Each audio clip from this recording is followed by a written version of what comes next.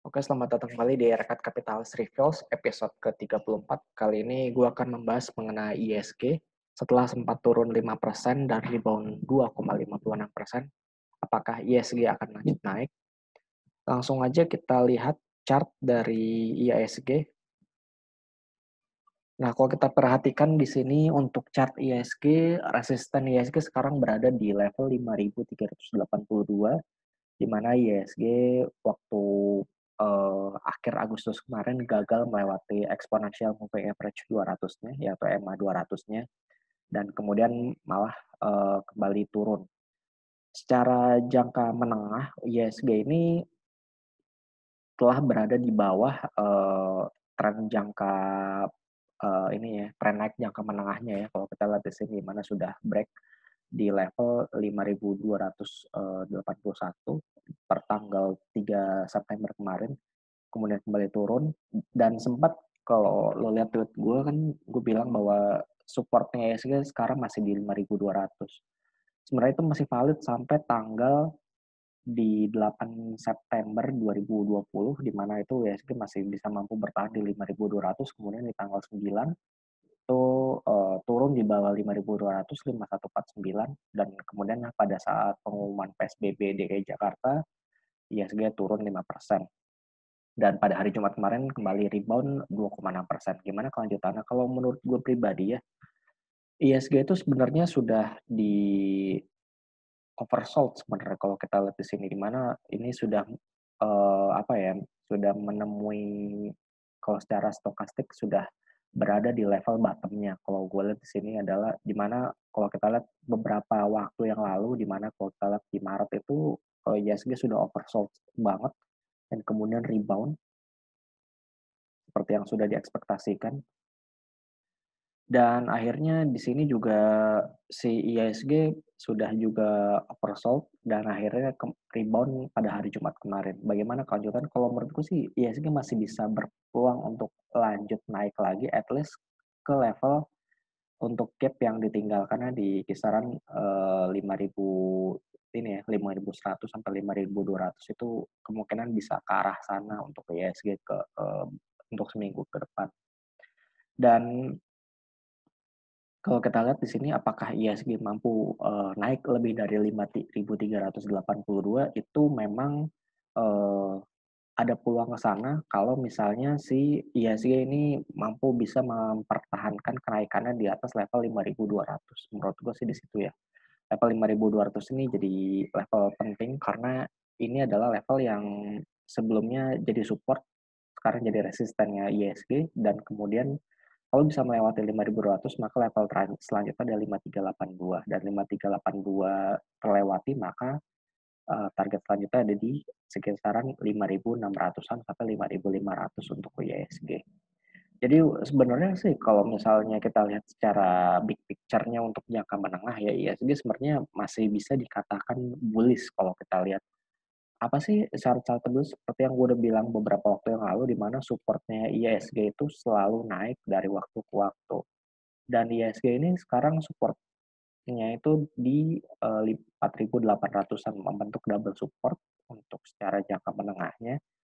Dan ya sebenarnya sih yang lebih bahayanya kalau misalnya IISG itu gagal naik lebih tinggi dari 5.382, berarti kemungkinan besar IISG akan jatuh lagi ke level level 4.800, bahkan mungkin bisa ke level 4.500 lagi.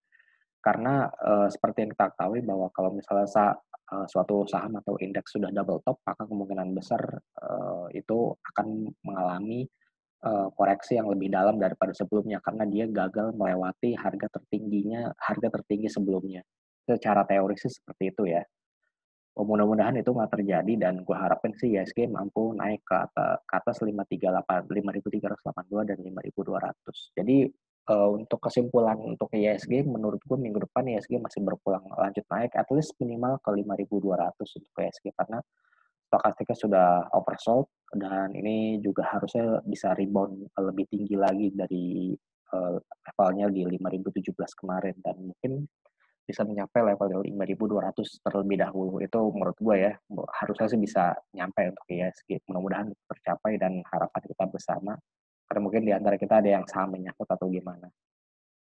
Nah, ngomong-ngomong soal saham yang nyangkut, nih gimana performa portofolio pribadi gue sendiri. Gue udah begitu agak lama ya nggak menampilkan portofolio pribadi gue karena gue bahas saham segala macem di Rakyat Kapitalis Reviews. Kali ini gue kan bahas kembali mengenai perkembangan investasi pribadi gue. Jadi seperti yang gue udah tampilin di Rakyat Kapitalis yang episode reguler di episode berapa kemarin ya? Gue agak lupa episode yang kemarin, yang minggu ini juga.